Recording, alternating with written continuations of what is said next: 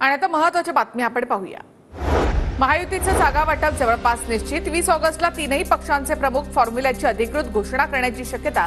उदय सामंत यांची माहिती। पुण्यामधील कार्यक्रमात विनोद तावडे आणि शरद पवार एकाच व्यासपीठावर।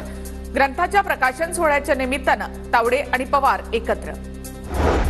राज ठाकरे यांच्या विदर्भ दौऱ्याआधी मनसे आक्रमक। विदर्भ दौऱ्यामध्ये ताफा अडवल्यास तिथे चोप देणार मनसैनिकांचा इशारा।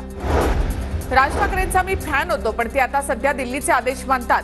मतविभागणी करणाऱ्या पक्षाला सुपारी 5 म्हणतात। रोहित पवारांची राज ठाकरे यांच्यावर टीका।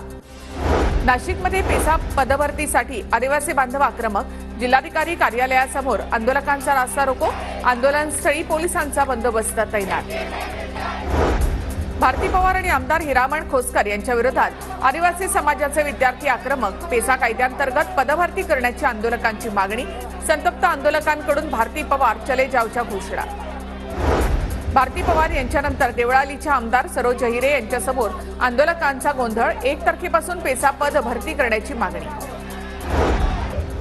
वक्फ बोर्ड संदर्भातील विधेयकामुळे मुस्लिम समाजावर अन्याय होत असेल तर केंद्र सरकारशी चर्चा करणार। उपमुख्यमंत्री अजित पवार यांचं वक्तव्य। सूरज चव्हाण आणि अंजली दमानिया यांच्यामध्ये ट्विटर वॉर। तुमची फॉरेन ट्रिप कशी मॅनेज होते त्यावर बोलू। सूरज चव्हाणांचं ट्विट तर तुमची बुद्धिमत्ता कळली, दमानियांचा पलटवार।